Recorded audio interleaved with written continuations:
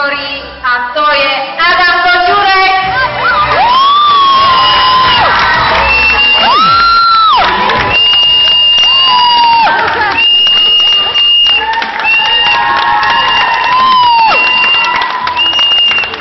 Výborne, gratulujeme, ideme ďalej a ešte jedného skokana roka, poď k nám, máme.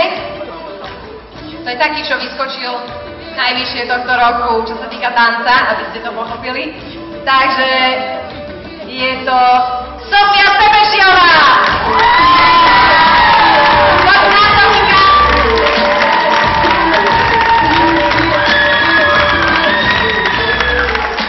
Naša malá skokanka roka, nech sa páči, gratulujeme!